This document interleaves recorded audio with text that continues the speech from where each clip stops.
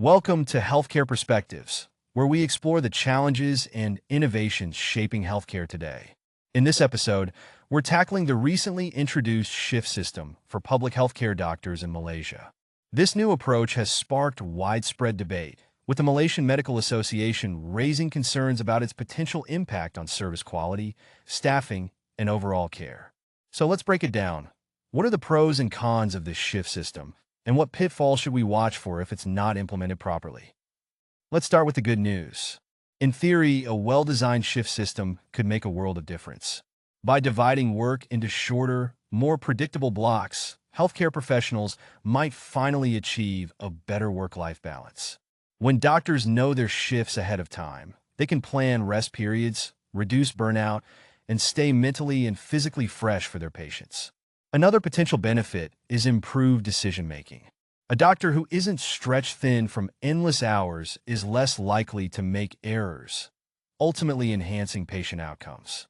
But as promising as this sounds, it's not without serious challenges. One of the biggest concerns is staffing. If we move to a shift-based system without increasing the overall workforce, we risk creating shortages. Imagine a hospital ward at night with fewer doctors on duty. Emergencies might be delayed, leaving patients vulnerable and putting extra pressure on the staff who are present. Continuity of care is another major issue. When patients see multiple doctors over the course of treatment, they can feel frustrated and confused. Even small inconsistencies in communication can lead to misunderstandings or gaps in care.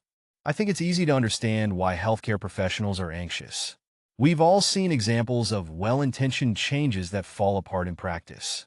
Without proper planning, training, and clear guidelines, this shift system might just create more stress rather than alleviate it. That's why it's so important to take a measured, thoughtful approach. So, what needs to happen next? First, thorough consultation. It's not enough to announce a change. Doctors, nurses, and support staff must have a seat at the table. Second, pilot programs. Test the shift system in smaller settings, identify issues, and fix them before rolling it out nationwide. Finally, invest in resources. If we're going to adjust work patterns, we need the manpower and funding to support it. If we get this right, we could improve the lives of healthcare workers and their patients. If we get it wrong, we might find ourselves with a more fragmented, stressed, and less effective system. That's it for today's episode. Thank you for listening to Healthcare Perspectives. If you have thoughts on this topic, I'd love to hear from you. Until next time, take care and stay informed.